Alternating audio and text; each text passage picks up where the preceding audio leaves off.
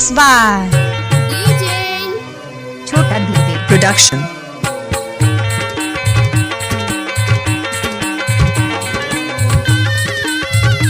Mix by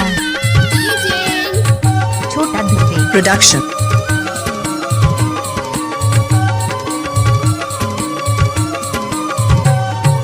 पानी बिना मछली दाना बिना पक्षी आवे से तारा से गए चोला तोलाने वो पानी बिना मछली दाना बिना पक्षी हमें से तरस गए चोला तोलाने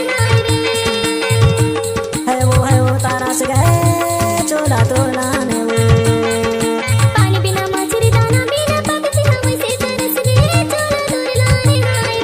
पानी बिना मछली दाना बिना पक्षी आवे से तारा से गए चोला तोलाने वो पानी बिना मछली दाना बिना पक्षी हमें से तरस गए चोला तोलाने Mix by DJ Chota Dubey Production.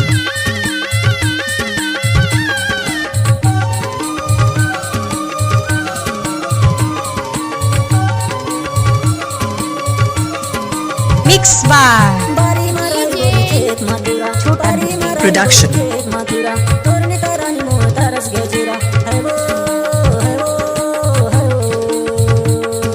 बारी मारा गोरी खेत मधुरा तोरने तारानी मोह तरस गए जीरा दूध बिना बछड़ा चारा बिना गैया वैसे तड़प गए चोला तोलाने वो पानी बिना मछली दाना बिना पक्षी वैसे तारा से गए चोला तोलाने वो तारा से गए चोला तोलाने वो पानी बिना मछली दाना बिना पक्षी आवे से तारा से गए चोला तोलाने वो Mix by DJ Chota Dubey Production.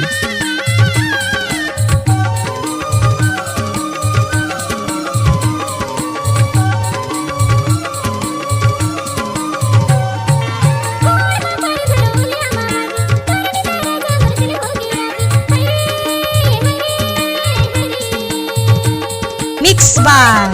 DJ Chota Dubey Production. धरती बिना बादल चंदा बिना सूरज हवा से तरस गए चोला तोलाने धरती बिना बादल चंदा बिना सूरज हवे से तारा से गए चोला तोलाने रे रे तारा से गए चोला तोलाने रे पानी बिना मछली दाना बिना पक्षी हमें से तरस गए चोला तोलाने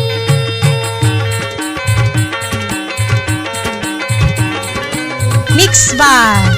DJ Chota Dubey Production.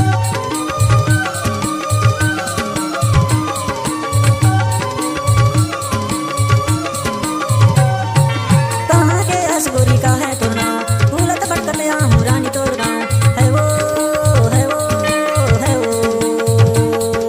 कहाँ के असगोरी का है तो ना फूलत भटकत आहूँ रानी तोर गाँव फूल बिना बगिया पुरुष बिना नारी हवे से तारा से गए चोला तोलाने वो